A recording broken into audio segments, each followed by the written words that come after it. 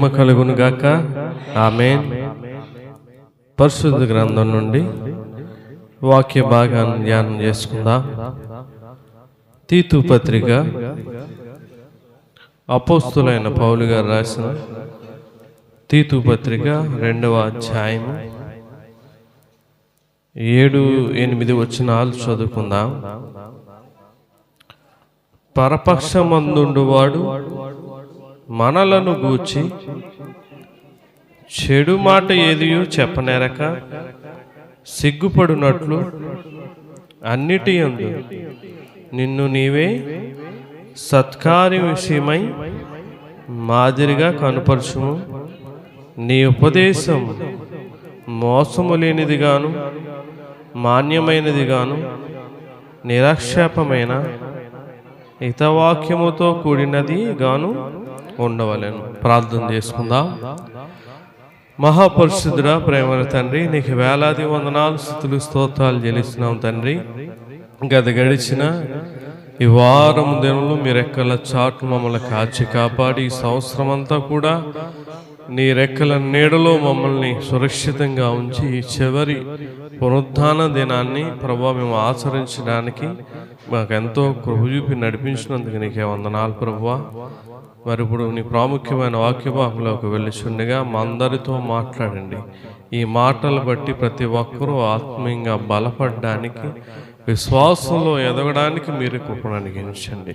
ఈ ఆరాధన నీ చేతులుగా అప్పగిస్తూ నీకే మహిమాగంతా చెల్లులాగున ఈ ఆరాధన జరిగించి సహాయం చేయమని వేడుకొంచి ఈ ప్రార్థన అంగీకరించమని ప్రభువైన యేసుక్రీస్తు పరిశుద్ధ నామమును బట్టి మీకు లేనివంతో అడిగి వేడుకొంచున్నాం తండ్రి. ఆమేన్. అందరికీ వందనాలు. దేవుని మహాకృపను బట్టి దేవత దేవుడు ఈ 2025 సంవత్సరం అంతా మనల్ని కాచి కాపాడి ఈ చివరి ఆదివారంలో దేవుడు మనల్ని సజీవులుగా ఉంచాడు. ఏమంటే ఈ సంవత్సరం అంతా దేవుడు మనల్ని కాపాడా లేదా? కాపాడా. దేవుడు కాపాడే కనుక ఈరోజు మనం సజీవులుగా ఉన్నాం. అది గ్రహించిన వారు దేవునితో ఉంటారు, దేవుని దగ్గర ఉంటారు, దేవుని సన్నిధిలో ఉంటారు. ఆత్మీయత లేక గ్రహింపు లేని వారు మరి చాలామంది దేవునికి దూరంగా ఉంటారు. మనం చాలా జాగ్రత్తగా ఆలోచన చేయాలి. ఒక వ్యక్తి కానీ ఒక జీవి కానీ ఈ భూమి మీద బ్రతికి ఉందంటే అది దేవుని చిత్తం. దేవుని చిత్తం లేకుండా ఏది జరగదు. ఆయన చిత్త ప్రకారంగా మనం జీవిస్తే ఇంకా అనేకమైన సంవత్సరాలని దేవుడు మనకు అనుగ్రహిస్తాడు. చదువుకున్న వాక్య భాగం చూస్తే తీతు పత్రిక 2వ అధ్యాయము 7-8 వచనాలు మనం చదివితే, పరపక్షమందుండువాడు మనలను గూర్చి చెడు మాట ఏదియూ చెప్పనేరక సిగ్గుపడునట్లు అన్నిటి యందు నిన్ను నీవే సత్కార్య విషయమై మాదిరిగా కనపరచుము అంటున్నాడు. పరపక్షమందుండువాడు అంటే ఎవరు? ఎవరమ్మా? మనకే వ్యతిరేకమైన వారు. ప్రతిపక్షం అని అంటారు, ప్రతిపక్ష పార్టీ అంటారు. అంటే అర్థం ఏంటి? దానికి ఆపోజిట్, ఆ పార్టీకి ఆపోజిట్. అదే రీతిగా ఈ సమాజంలో కూడా దేవుని బిడ్డలకు కూడా వ్యతిరేక పార్టీలు ఉంటాయి. అదే చెప్తా ఉన్నాడు ఆయన, మనలను గూర్చి చెడు మాట ఏదియూ చెప్పనేరక సిగ్గుపడినట్లు అన్నిటి యందు నిన్ను నీవే సత్కార విషయమే మాదిరి కనుపరుచుకోను అని చెప్తున్నాడు. తీతు గారికి పౌలు గారు చెప్తా ఉన్నాడు, నువ్వు ఎప్పుడు కూడా మాదిరిగా ఉండాలి. నిన్ను వేలెత్తి చూపేలాగా నీ జీవితం కానీ, నీ మాట కానీ, నీ చూపు కానీ, నీ ప్రవర్తన కానీ ఉండకూడదు అని చెప్పి అపోస్తలుడైన పౌలు గారు అక్కడ తీతుకి పత్రికలో రాస్తూ చెప్తా ఉన్నాడు. ఈరోజు కూడా మనం ఎదుటి వారికి మాదిరిగా ఉండాలి. దేవుడు యేసుక్రీస్తు ప్రభువారు మనకి ఏ రీతిగా అయితే మాదిరి చూపించి వెళ్ళాడో అదే మార్గంలో మనం కూడా నడుస్తూ ఎదుటి వారికి మనం ఎలా ఉండాలి? మాదిరిగా ఉండాలి. వీరు దేవుణ్ణి నమ్ముకుని ఇలాగుండేవారు ఇలాగున్నారు, వీరు దేవుని సన్నిధికి వెళ్ళి వీరి జీవితాలు ఎలాగుండే వెళ్ళక ముందు వెళ్ళాక ఇలాగున్నాయి అని చెప్పి మనం ఎదుటి వారికి మాదిరిగా ఉండాలి. ఆడ కింద చెప్తా ఉంటాడు ఏమనంటే, నీ ఉపదేశము మోసము లేనిదిగాను మాన్యమైనదిగాను. బోధల్లో ఏముండకూడదు. ఎందుకు చెప్పాడు అంటే, మోసకరమైన బోధలో ఉన్నాయా లేవా? ఉన్నాయి. మోసకరమైన బోధలు ఉన్నాయి, కానీ నీ బోధలో ఏముండకూడదు, మోసం ఉండకూడదు అని చెప్తున్నాడు. కింద ఇంకోటి మాట చదివితే, మాన్యమైనది గాను నిరాక్షేపమైన హితవాక్యముతో కూడినదే. హితవాక్యం అంటే ఏంటి?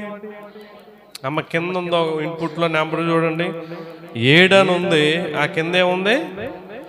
ఆరోగ్యకరమైన, చూడండి, వాక్యముతో. అంటే వాక్యము అంటే ఎవరు? దేవుడు. అంటే హితవాక్యము బోధిస్తే ఆ వాక్యం విన్నవారికి ఏమొస్తుంది? ఆరోగ్యం వస్తుంది. మరి ఈనాడు సమాజంలో క్రైస్తవుల్లో ఆరోగ్యాలు ఎందుకు ఉండట్లేదు? సంఘాల్లో ఏ బోధ ఉండట్లేదు? హితబోధ, ఆరోగ్యకరమైన బోధ ఉండట్లే. ఎప్పుడు కూడా స్వలాభం కోసం, లాభం కోసం, లాభప్రాప్తి కోసం, ఆకర్షించడం కోసం రకరకాల మోసకరమైన బోధలు కనబడినప్పుడు ఆరోగ్యాలు ఎలాగుంటున్నాయి? నువ్వు దేవుని సన్నిధికి వెళ్తున్నావు, అటు హాస్పిటల్కి వెళ్తున్నావు. దేవుని సన్నిధికి వెళ్తున్నావు, ఎక్కడికో సాలాలకు వెళ్తున్నావు. దేవుని సన్నిధికి వెళ్తున్నావు, ఎక్కడికెక్కడికో పరిగెడతా ఉన్నావు. హితవాక్యము ఎక్కడుంది, ఆరోగ్యకరమైన వాక్యము ఎక్కడుందో మనం వెతుక్కుని వెళ్ళినప్పుడు మనకి ఒంటికి ఏమొస్తుంది? ఆరోగ్యం అనేది ఉంటుంది. ప్రియులారా, ఒకసారి ఆలోచన చేయండి. ఇక్కడ అంటున్నాడు మాదిరి కనుపరుచుము అంటున్నాడు. ఇక్కడ కనుపరుచుము అంటే దాని అర్థం ఏంటి? చూపించు అని అర్థం. చూడండి, ఎవరైనా సరే, ఎవరైనా కాదు, ఒక ఉద్యోగంకి వెళ్ళినా, ఒక ఫ్యాక్టరీకి వెళ్ళినా, ఒక పనికి వెళ్ళినా వాళ్ళు ఏమడుతారు చెప్పండి? ఒకవేళ ఆఫీస్కి ఉద్యోగంకి వెళ్ళారనుకో, ఏమడుగుతారంటే ఇంటర్వ్యూ చేసినప్పుడు వాట్ అబౌట్ యూ అని అంటారు. అంటే నీకేమొచ్చో టెల్ మీ, చెప్పు అని అంటారు. అలాగే ఒక పనికి వెళ్ళినా ఏదొచ్చినా నీకు ఎక్స్పీరియన్స్ ఏముంది, షో మీ, టెల్ మీ, చెప్పు అని అంటారు. నాకేమీ రాదండి, మీరు చెప్తే నేర్చుకుంటాను అంటే ఏమంటారు? నేను కాల్ చేస్తాను, మీరు వెళ్ళొచ్చు అని అంటారు. అంటే మనం ఆలోచన చేయండి, ఎందులోనే సరే లోకంలో మనకి ఎక్స్పీరియన్స్ ఉండాలి. అంటే కనుపరిచే సామర్థ్యాన్ని మనం సంపాదించుకోవాలి. లేకపోతే ఏదైనా సరే, ఒక డ్రైవింగ్కి వెళ్ళాలనుకో, డ్రైవింగ్ రాకుండా ఉద్యోగం వస్తుందా? లైసెన్స్ ఉండాలి. అక్కడ మళ్ళీ ట్రైల్ వేయమంటాడు, ట్రైల్ వేసి ఓకే అనుకుంటే వాడు జాబ్లో చేర్చుకుంటాడు. ఏదైనా సరే మనం కనుపరిస్తేనే మనకి ఏదైనా సరే రావడం అనేది, ఉండడం అన్నది జరుగుతుంది. అలాగే దేవుని సన్నిధికి వచ్చిన మనము కూడా దేవుని ఎదుట కొన్నిటిని మనం కనుపరచాలి. ఏదో వచ్చి వెళ్ళిపోయే వారిగా ఉండకూడదు, కనుపరచాలి. కొన్నిటిని దేవుడు కనుపరుచు అని చెప్తా ఉన్నాడు.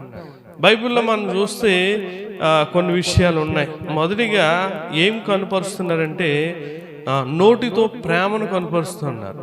అంటే పరిపూర్ణమైన ప్రేమ, దేవుని ప్రేమ కాకుండా పైన ప్రేమ చూపిస్తూ ఉన్నారంట. యెహెజ్కేలు గ్రంథం 33వ అధ్యాయము 31వ వచనం మనం చదివితే చూడండి, నా జనులు రాదగిన విధముగా వారు నీ యొద్దకు వచ్చి నా జనులైనట్టుగా నీ ఎదుట కూర్చుండి నీ మాటలు విందురు గాని వాటిని అనుసరించి ప్రవర్తింపరు. వారి నోటితో ఎంతో ప్రేమ కనుపరుచుదురు గాని వారి హృదయము లాభము అపేక్షిస్తున్నది.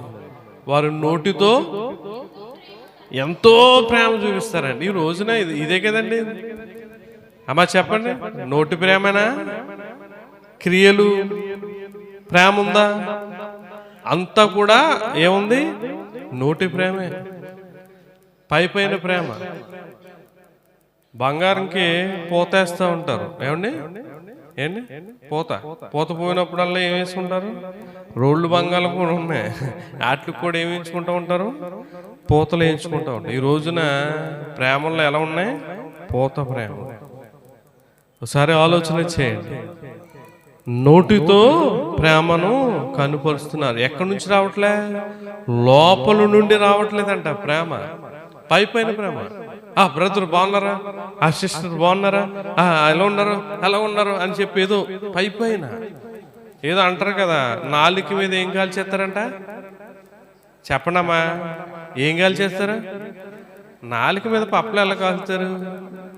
పప్పలు కాల్చాలంటే స్టవ్ ఉండాలి. ఆ స్టవ్ మీద ఏంటది మూకుడు పెట్టాలి, మూకుడులో ఆయిల్ పెట్టాలి. అప్పుడు ఏమి వేయాలి? అది మరిగాక పిండి వేయాలి. మరి ఇంత నాలుక మీద ఎలా కడతారు?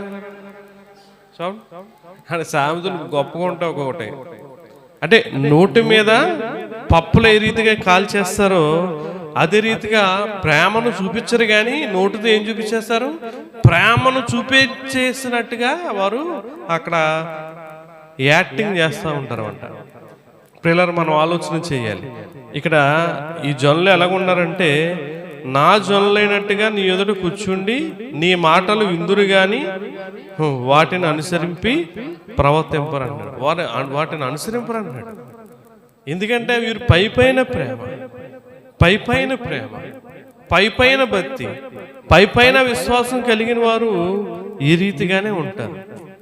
యోధ ఎలా ఉన్నాడు చెప్పండి? యేసుక్రీస్తు ప్రభు వారితో ఎలా ఉన్నాడు? 30 వెండి నాణెములకి అమ్మేశాడు. ఎప్పుడు దొరుకుతుందో అవకాశం అని చెప్పి, ప్రభువా ఎప్పుడు యేసుక్రీస్తు ప్రభు వారు ఎక్కడికి వెళ్ళినా, ప్రభు ఎక్కడికి వెళ్తున్నావు? ఒంటరిగా వెళ్తున్నావా, లేకపోతే ఏమన్నా తోడు తీసుకుని వెళ్తున్నావా?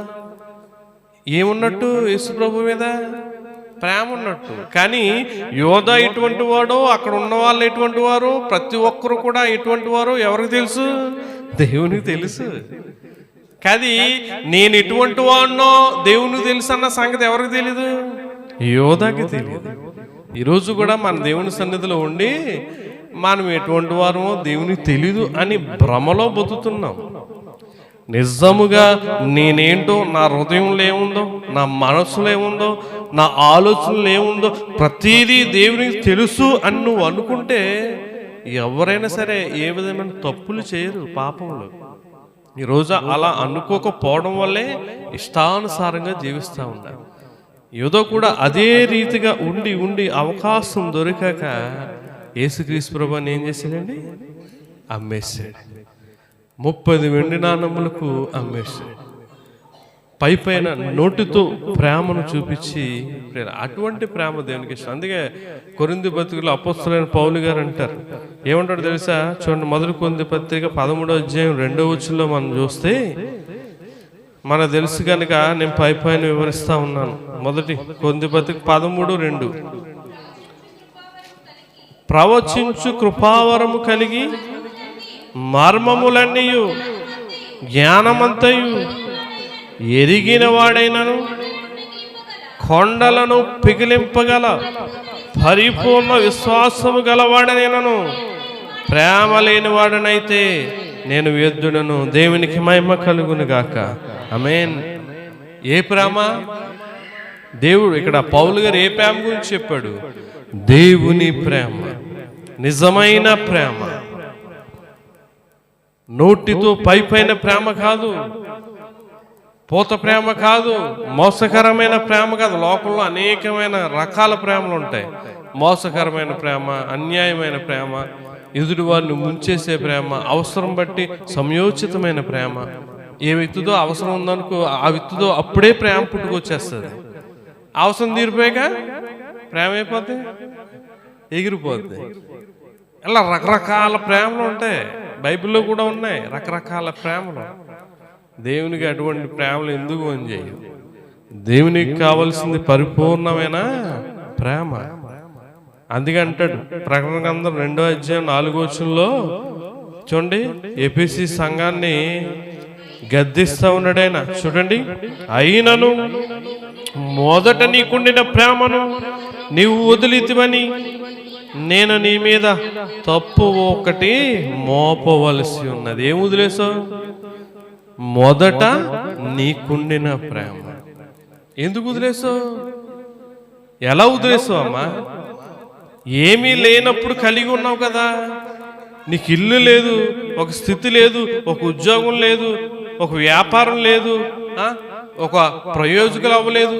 అలా నీ స్థితి ఏది బాగాలేనప్పుడే నీ ప్రేమ, మంచి ప్రేమ కలిగినప్పుడు దేవుడు అన్ని ఇచ్చాక ఎలా వదిలేసావు? దేవుడు అడుగుతున్నాడు. ఈనాడు దేవుడు నీకు అన్ని కలిగి ఇచ్చినప్పుడు ప్రేమను వదిలేస్తావు. అందుకే ఇక్కడ ఒక తప్పు ఏం మోపుతున్నాడంట? తప్పు ఒకటి ఎవరు మోపుతున్నాడు? అమ్మ, ఎవరు మోపుతున్నారు? పాస్టర్ గారు మోపితే దబాయించేస్తావు.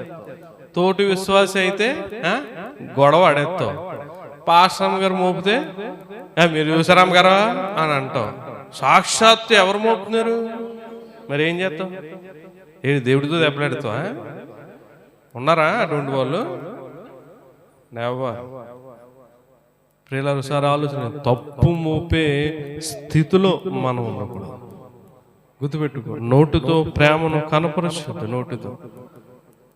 నోటుతో ప్రేమను కాదు, మనం దేవుని యొద్దకి వచ్చిన మనము నమ్మకాన్ని దేవునికి కనపరచాలి. చూడండి, తీతు పత్రిక 2వ అధ్యాయము 10వ వచనంలో మనం చూస్తే, మనము మోసకరమైన ప్రేమలో ఈ నోటుతో ప్రేమను కాకుండా మనం దేవునికి ఏమి కనుపరచాలంటే నమ్మకాన్ని కనుపరచాలి. చూడండి ఏమంటున్నాడు? దాసులైన వారు అన్ని విషయములందు మన రక్షకుడకు దేవుని ఉపదేశమును అలంకరించినట్లు తమ యజమానులకు ఎదురు మాట ఏమీ చెప్పక, ఏమీ అపహరింపక, చూడండి, సంపూర్ణమైన మంచి నమ్మకమును కనుపరచుచు అన్ని కార్యముల యందు వారిని సంతోషపెట్టుచు వారికి లోబడి ఉండవలనని వారిని హెచ్చరించుము. దేవునికి మహిమ కలుగును గాక. ఏం కనుపరచాలి మనం దేవుని ఎదుట? ఇక్కడికి వచ్చిన మనం ఏం కనుపరచాలి దేవునికి? మనలో ఉన్న నమ్మకాన్ని దేవునికి చూపించాలి. నీలో ఉన్న నమ్మకం ఈ 2025 సంవత్సరం ఒక 3 రోజుల్లో ఏమైపోతుంది చెప్పండి? వెళ్ళిపోతుంది. ఈ 2025 ఈ 365 రోజులు కూడా దేవుని ఎదుట ఏం చూపించాను? దేవుని సన్నిధికి వచ్చి వాళ్ళకి నీ బట్టలు లేకపోతే బంగారం, నువ్వు చేసుకున్న ఓ హంగులు అయ్యి చూపించావా? దేవునికి కావాల్సింది అది కాదు, నీ నమ్మకం. ఇక్కడ అంటున్నాడు కదా, ఏమంటున్నాడండి? సంపూర్ణమైన, ఇక్కడ బాగా అంటున్నాడు చూడండి, మన రక్షకుడును దేవుని ఉపదేశమును అలంకరించినట్లు తమ యజమానులకు ఎదురు. నమ్మకంగా ఉన్న వాళ్ళు ఎదురు మాట చెప్పరు. ఏమండి? నమ్మకంగా ఉన్నవారు చూడండి, కుటుంబంలో నమ్మకంగా ఉంటే భార్య భర్తకి ఏం చెప్పదు? చెప్పండి అమ్మా, మాట రావట్లేదు. ఆడోళ్ళకి అసలు మాట రావట్లేదు, చూసారా? నమ్మకంగా మంచి నమ్మకం నువ్వు కలిగి జీవిస్తే నీ భర్త మాటకి ఎదురు చెప్పు. భర్త మంచి నమ్మకం కలిగి జీవిస్తే భార్య మాటకి ఎదురు చెప్పడు. బిడ్డలైన వారు మంచి నమ్మకం కలిగి జీవిస్తే తల్లిదండ్రులు చెప్పే మాట అది కష్టమైన నష్టమైన ఎదురు చెప్పరు. సంఘంలో కూడా దైవజనులు ఏదన్నా చెప్పినప్పుడు నువ్వు నమ్మకం కలిగి ఉంటే ఏం చెప్పు? ఎదురు మాట. ఎక్కడ రాశాడు? అక్కడ ఎదురు మాట చెప్పక ఏమీ అపహరింపక సంపూర్ణమైన మంచి నమ్మకమును కనుపరుచుచు అన్ని కార్యములందు వారిని సంతోషపెట్టుచు. నువ్వు అన్ని కార్యములో, నువ్వైనా నేనైనా ఇక్కడ ఉన్న ప్రతి ఒక్కరు కూడా ఎవరిని సంతోషపెట్టాలి? దేవుని సంతోషపెట్టాలండి. నీలో నమ్మకం ఉండదు, ఏముండదు, క్రిస్మస్లో నువ్వు పాట పాడేసి ఓ వాద్యాలు వాయించేసి ఓ అయ్యి చేసేస్తే దేవునికి సంతోషమా? ఎందులో సంతోషం? ఏది సంతోషం దేవునికి? నీవు దేవునికి నమ్మకంగా జీవించడంలో ఉంది ఆయనకు సంతోషం. నువ్వు సంపూర్ణమైన మంచి నమ్మకం కలిగి జీవించు, అదే దేవునికి సంతోషం. ఇది చేసుకోకూడదని కాదు, కానీ చేసుకోవాలి. దేవుణ్ణి మనం ప్రకటించాలి. దేవుడు ఎందుకు వచ్చాడో మనం తెలియచేయాలి. కాకపోతే ఎలాగుండి తెలియజేయాలి? మంచి నమ్మకం. నీలో నమ్మకాన్ని దేవుడు చూస్తాడు. సంతోషపెట్టు, వారికి లోబడి ఉండవాలని వారిని హెచ్చరించుచున్నానని చెప్తాడు. అబ్రహాము ఎలా ఉన్నాడండి దేవునికి? చెప్పండి అసలు ఒకసారి ఆలోచన చేయండి. దేవుడు ఊరికనే పిలుచుకున్నాడా అబ్రహాముని? అమ్మా చెప్పండి. ఎక్కడో ఉన్నవాడిని, ఏదో పని చేసుకునేవాడిని ఎందుకు పిలుచుకున్నాడు? ఊరికనే పిలుచుకోలే. అబ్రహాం ఎటువంటి వాడు? నమ్మకమైన వాడండి. నమ్మకమైన వాడు కనుక పిలిచాడు. పిలిచాక అబ్రాహిం ఏమన్నా అడుగుతాడేమో అని అడగకుండానే చెప్పేస్తున్నాడు, నిన్ను ఆస్వాదిస్తాను, నీ సంతానాన్ని ఆస్వాదిస్తాను, నిన్ను దీవించేవాడిని దీవిస్తాను, నిన్ను శపించేవాడిని. అబ్రాహిం ఏం అడగలే, నేను వస్తాను ప్రభా, నాకేమిస్తావు? నేను ఈ సంఘానికి వస్తాను ప్రభా, నాకేం చేస్తారు? నీకు ఈ సంఘానికి వస్తాను, నాకేం లాభం? ఇటువంటి ఆలోచనలు ఈ రోజున. దేవుని దగ్గరకు వస్తే ఏమొస్తుంది? ఈ సంఘానికి వెళ్తే ఏమొస్తుంది? అక్కడికి వెళ్తే ఏమొస్తుంది?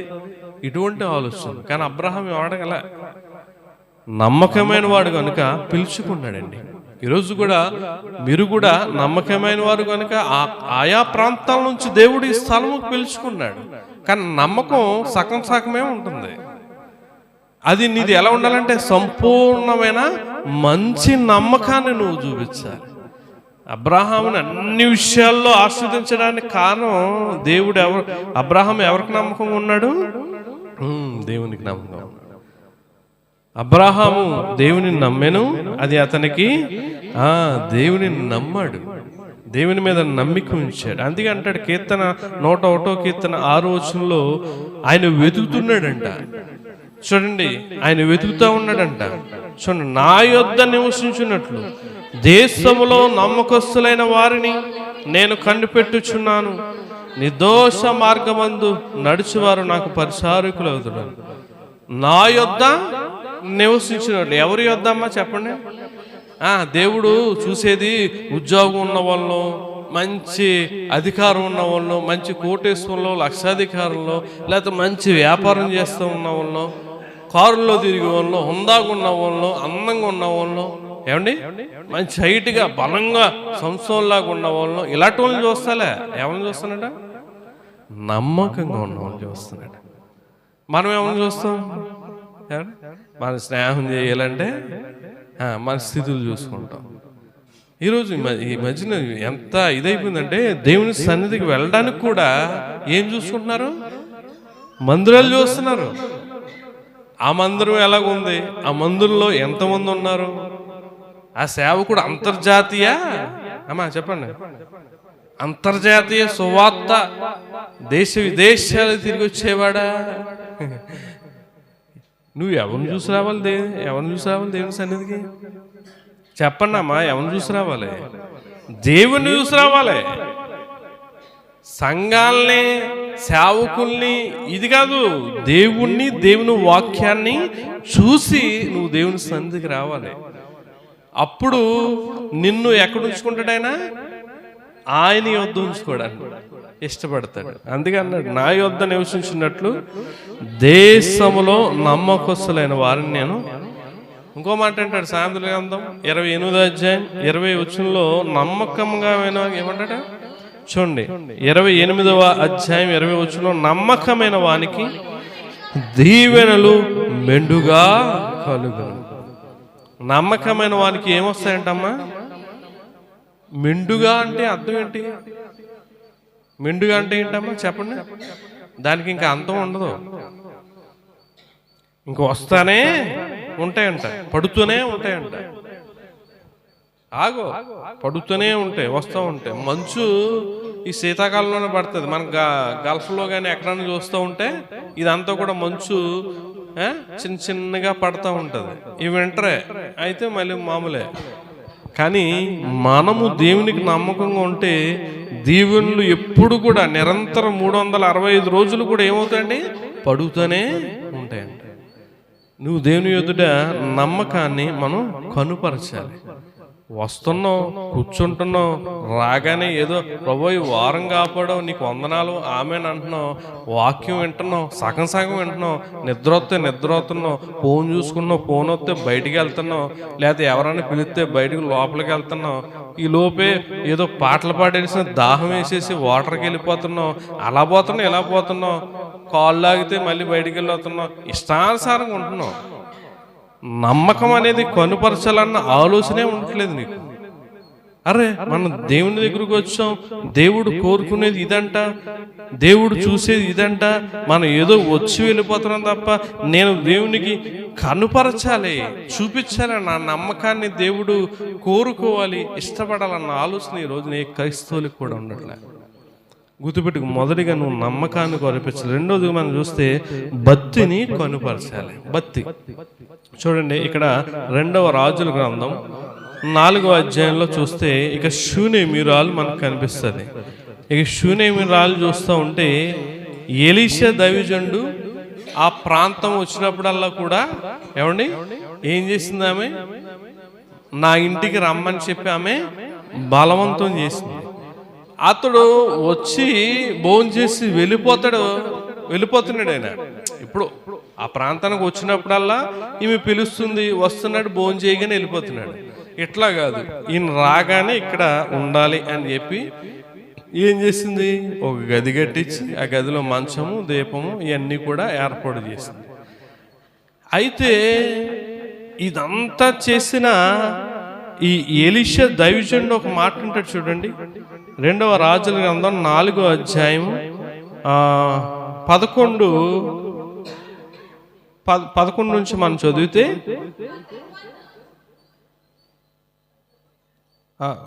చదవమ్మా. ఆ తరువాత అతడు ఒకానొక దినమును వచ్చి ఆ గదిలో చూచి అక్కడ పరుండెను. చూడండి, పిమ్మట అతడు తన దాసుడైన గెహాజీని పిలిచి ఈ షూనేమీరాలిని పిలువమనగా వాడు ఆమెను పిలిచెను. ఆమె వచ్చి అతని ముందర నిలువబడినప్పుడు చూడండి, ఎలీషా దైవజనుడు షూనేమీరాలుతో అంటున్నాడు, ఏమని, నీవు ఇంత శ్రద్ధాభక్తులు మాయందు కనుపరిచితివి, నీకు నేనేమి చేయవలను అంటున్నాడు. దేవునికి మహిమ కలుగును గాక. ఆమేన్. ఏం చూపించింది, దైవజనుల పట్ల ఏం చూపించింది? భక్తే కాదు, ఏం చూపించింది, శ్రద్ధతో కూడిన భక్తి చూపించింది. భక్తిలో ఏముండాలి, శ్రద్ధ ఉండాలండి. శ్రద్ధ ఉంటే నువ్వు పెందలాడే లెగిసి దేవుని సన్నిధికి వచ్చావు. పనికి ఎలాగెళ్ళిపోతావు, శ్రద్ధతో. డ్యూటీకి వెళ్ళిపోతావు శ్రద్ధతో. మంచు అనేది ఉండదు. ఏ షిఫ్ట్కి వెళ్ళిపోతారు, నైట్ షిఫ్ట్కి వెళ్ళిపోతారు. వెళ్ళిపోరా? శ్రద్ధ. డ్యూటీ చేసుకోవాలి, పని చేసుకోవాలి, బాబాయ్ కుటుంబాన్ని పోషించుకోవాలి. మరి దేవుని విషయంలో, భక్తి విషయంలో దేవునికి ఏం కనపరుస్తున్నావు? ఆ ఎలీషా దైవజనుడికి ఆమెలో అర్థమైంది ఏంటంటే, చూడండి, ఆమె ఏమి కనపరుస్తుంది? భక్తి, శ్రద్ధతో కూడిన భక్తి చూపిస్తుంది. ఈ రోజున కూడా నీ సేవకుడు నిన్ను చూచినప్పుడు ఈమె దేవుని యందు భక్తి కనుపరుస్తుంది అని తెలియాలి. దేవునికి తెలియాలి, సేవకుడికి కూడా తెలియాలి. ఇక్కడ అదే చాలా చక్కగా అన్నాడు, నీవు ఇంత శ్రద్ధాభక్తులు మా యందు కనుపరిచితివి, నీకు నేనేమి చెయ్యాలి. ఆమె అడగలేదు, నా కుమార్ని ప్రభా, లేకపోతే నాకు అది ఇది అని అడగలేదండి. నీవు దేవుని యందు నమ్మకాన్ని, నీవు దేవుని యందు భక్తిని కనుపరిస్తే నువ్వేది కూడా అడగని అవసరం లేదు. నీకు ఏ లోటు ఉందో, ఏ ఇబ్బంది ఉందో, ఏ అక్కర ఉందో అది ఆయన ఏం చేస్తాడు? ఖచ్చితంగా నెరవేరుస్తాడు. చూడండి, మొదట ఆది కాండంలో ముసలితనంలో గర్భము ధరించింది కుమారుని కంది సారా. దాని తర్వాత పాత నిబంధన గ్రంథంలో ఈ శూనేమిరాలే ముసలితనంలో కన్నది. ఇక్కడ ఉంటది కింద, మీరు చూసారో లేదో చూడండి. ఇక్కడ మాట ఉంటుంది చూడండి, కింద ఉంటుంది. ఆమె అని చెప్పినప్పుడు 17 వచ్చిన చదువు. పిమ్మట ఆస్తి పైన చదవండి. 14 వచ్చిన. ఎలీషా ఆమె నేనేం చేయకూర్చున్నదని వాడిని అడిగా, గేహాజీ ఆమెకు కుమారుడు లేడు, మరి ఆమె పెనిమిటి అంటే ముసలితనంలో ఏం పొందుకుంది?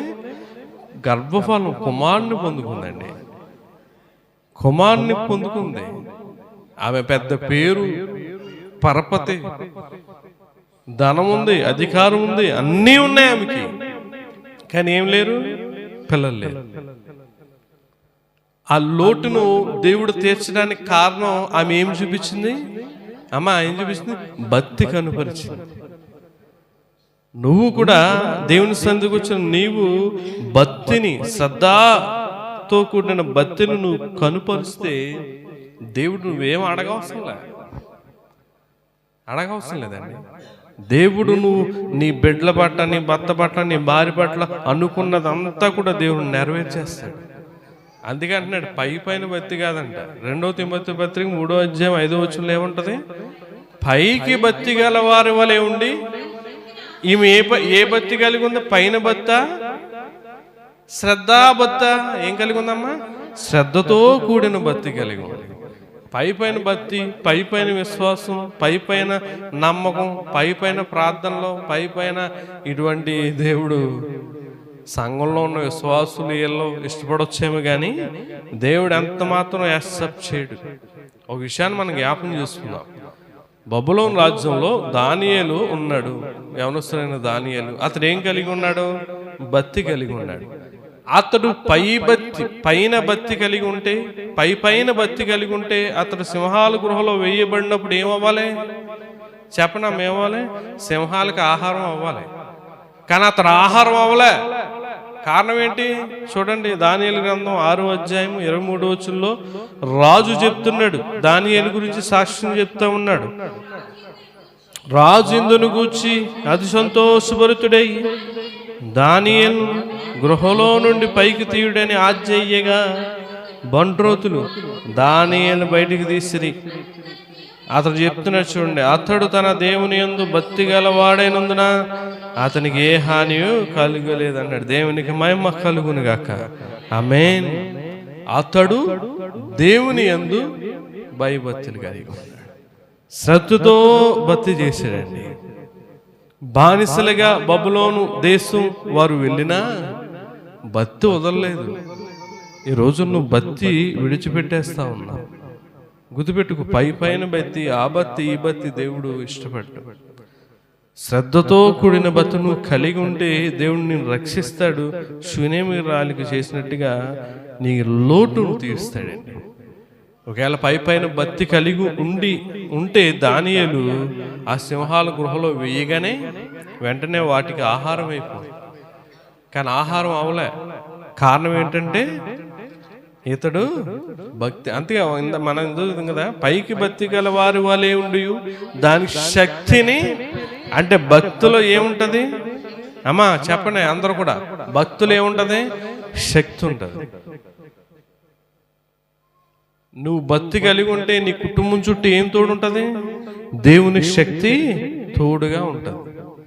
అంతే తప్ప అప్పుడప్పుడు ఆడవాళ్ళు ఏమవుతూ ఉంటారు? అవతారాలు ఇస్తూ ఉంటారు. ఏ అవతారాలు? శక్తి అవతారాలు. ఏ అవతారాలమ్మా? ఆ శక్తి కాదు మనకు ఉండవలసింది. ఏ శక్తి? దేవుని శక్తి కలిగి ఉండాలి. చూస్తూ ఉంటాం కొన్నిసార్లు.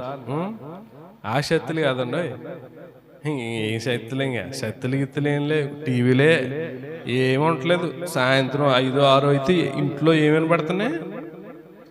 మాట్లాడని పడతలేదు. ఏమైనా పడుతున్నాయి? టీవీలు, సీరియల్స్ ఇయ్యే. నిజమేనండి.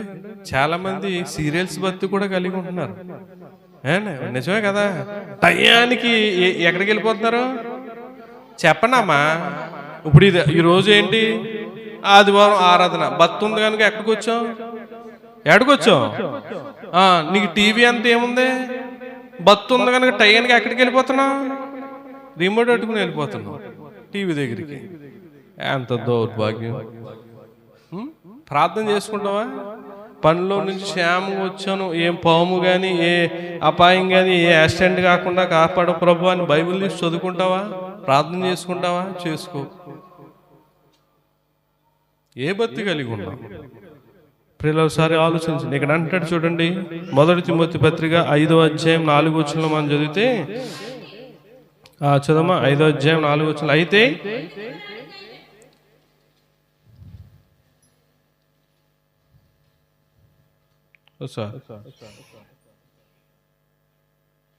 చదవమ్మా. అయితే ఏ విధవరాలికైనాను పిల్లలు గాని మనవులు గాని ఉండిన ఎడల వీరు మొదట తమ ఇంటి వారి ఎడల భక్తి కనుపరుచుటకు తమ తల్లిదండ్రులకు ప్రత్యుపకారము చేయుటకు నేర్చుకొనవలెను. ఇది దేవుని దృష్టికి అనుకూలమై ఉన్నది అంటున్నాడు. మొట్టమొదట తమ ఇంటి వారి ఎడల భక్తి అంటే మన కుటుంబం ఫస్ట్ ఎవరు చూపించాలి? మన ఇంటి వారికి. భర్తమైన నువ్వు నీ భార్యకి చూపించాలి నీ భక్తి, భార్యమైన నువ్వు నీ భర్తకు చూపించాలి. తల్లిదండ్రులైన భక్తి మీరు ఎవరు చూపించాలి? బిడ్డలకు చూపించాలి. చాలా మంది కుటుంబంలో వారు భర్త కానీ భార్య కానీ బిడ్డలు కానీ మారరు, బయట అందరు చెప్పేస్తూ ఉంటారు, తెగ సువార్త ప్రకటిస్తూ ఉంటారు. అది శ్రద్ధతో కూడిన భక్తి అవ్వదు. మొట్టమొదట నీవు నీ కుటుంబాన్ని రక్షించుకోవాలి. నీవు నీ కుటుంబాన్ని భక్తిలోకి నడిపించుకుని ఆ భక్తిని దేవునికి కనుపరచాలి. అదే అన్నాడు ఆయన, వీరు మొదట తమ ఇంటి వారి ఎడల భక్తి కనుపరుచు. మొట్టమొదటి నీ భక్తి నీ ఇంటి వారికి తెలియాలి. నేను చాలా చోట్లకి వెళ్తా ఉంటా, తండ్రి వస్తాడు కొడుకు రాడు చర్చికి, తల్లి వస్తుంది కూతురు రాదు. ఏంటి అని అంటే ఫ్రెండ్స్ ఉంటారు కదా పాస్టర్లో, ఏంటంటే ఆమె వస్తుంది కానీ ఆమెకు మార్పు లేదు, అందుకే తన కూతురు రావట్లేదు. అతను వస్తున్నాడు కానీ తాగుతున్నాడు, అందుకే తన కొడుకు రావట్లేదు.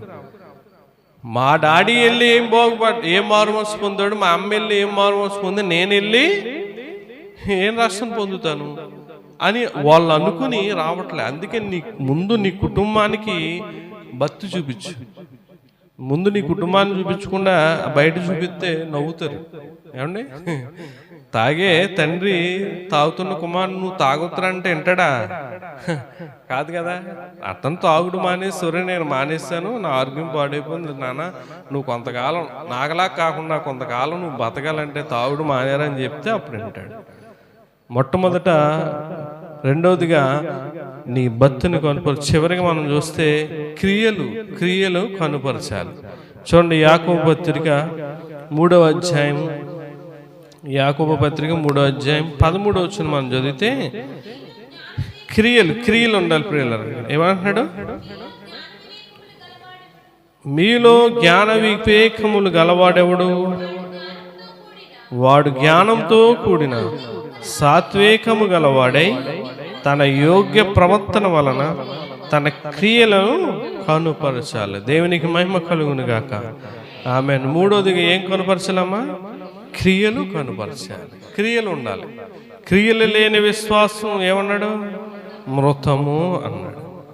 క్రియలు లేని విశ్వాసం మృతము. చూడండి, అదే అధ్యాయంలో 2వ అధ్యాయము 26వ వచనం మనం చదివితే, ప్రాణము లేని శరీరం ఎలాగూ మృతమో అలాగే క్రియలు లేని విశ్వాసం కూడా మృతం. క్రియలు ఉండాలండి. మన సంఘం అంతా బాగుంటుంది, ప్రార్థన చేస్తారు, పాటలు పాడతారు, అన్ని చేస్తారు, ఏమి ఉండలేదు, క్రియలు ఉండట్లా. పరిచర్య అనే క్రియలు ఉండలేదు, సువార్త ప్రకటించే క్రియలు ఉండలేదు, కృతజ్ఞత కూడికలు పెట్టుకునే క్రియలు ఉండలేదు. క్రియలు లేకపోతే ఎట్లా? నేను దేవుని సన్నిధికి వచ్చి వెళ్తున్నాను కదండి, ఇదే క్రియ అని అంటారు. లేదు, దేవుణ్ణి ఆరాధించవలసిన బాధ్యత మంది. విశ్రాంతి దినం దేవుణ్ణి ఆరాధించమన్నాడు. వచ్చావు, ఆరాధించి వెళ్ళావు, కానీ క్రియలు నువ్వు విశ్వాసం ఉంది కానీ ఆ క్రియలు లేక నీ విశ్వాసం ఏమవుతుంది? మృతమవుతుంది, చనిపోతుంది. క్రియలు ఉండాలి. ప్రతి విషయంలో కూడా క్రియలు అనేవి, ఏదైనా కార్యక్రమంలో వస్తుంది క్రియలు ఉండాలి. ఇప్పుడు పండుగ వస్తుంది రేపు మంది, క్రియలు ఎవరిది ఈ క్రిస్మస్ పండుగ? చెప్పండి, చెప్పనమ్మా ఎవరిదే? యేసుబాబుదండి. ఎవరిదే? కాదు, మందే. మనందరం కలిసి దేవుణ్ణి ఆరాధిస్తున్నాం. క్రిస్మస్ అనగా ఏంటి? క్రీస్తు ఆరాధన. మనం అందరం కలిసి ఆరాధించేదే ఆరాధన. మనందరం రావాలి, వచ్చి పరిసరలో పాలు పంపులు పొందాలి, క్రియలు కలిగి ఉండాలి. దేవుడు అదే చూస్తాడు. నా క్రిస్మస్ రోజున, పండుగ రోజున నువ్వు డ్యూటీకి పోతున్నావు, పనికి పోతున్నావు, దేవుడు చూస్తాడు. 365 రోజుల్లో నీ బంధువులకి ఎన్నిసార్లు మానేసావో, నీ చుట్టాలకి ఎన్నిసార్లు సెలవు పెట్టావో, నీ తోడబుట్టిన వారికి, నీ పక్కింటి వారికి, వాళ్ళకి వీళ్ళకి, నీ ఫ్రెండ్స్కి ఎన్నిసార్లు నువ్వు లీవ్ పెట్టావు, అన్నీ చూస్తాడు దేవుడు. అన్నీ చూస్తాడండి. ఎన్నిసార్లు 365 రోజులు ఎన్ని లీవులు పెట్టావో, ఎన్నిసార్లు పని మానేసావు, ఎన్నిసార్లు డ్యూటీ మానేసి నువ్వు వారికి ఉపయోగించావో, ఈరోజు దేవుడు వచ్చే సమయంలో నువ్వు ఏ రీతిగా ఉపయోగిస్తున్నావో దేవుడు ప్రతి ఒక్కరిని కూడా కనిపెడతాడు. ఏమన్నా కనిపెడతాడా లేదా? కనిపెడతాడా లేదా? కనిపెడతాడు. దేవునికి ఎటువంటి విలువ ఇస్తున్నావో, నీ వాళ్ళకి ఎటువంటి విలువ ఇస్తున్నావో, నీ కుటుంబంలో ఉన్న వాళ్ళకి ఎటువంటి విలువ ఇస్తున్నావో ఆలోచన చేసుకోవాలి. దేవుడి క్రియలు లేకపోతే ఇష్టపడ్డావు. క్రియలు కంపల్సరీ ఉండాలి. క్రియలు లేని విశ్వాసం మృతమన్నాడు. అదే చూడండి, ప్రకటన గ్రంథం 3వ అధ్యాయం 2వ వచనం మనం చదివితే, నీ క్రియలు నా దేవుని ఎదుట సంపూర్ణమైనవిగా నాకు కనబడలేదు గనుక జాగారూకుడివై చావనై ఉన్న మిగిలిన వాటిని బలపరచు.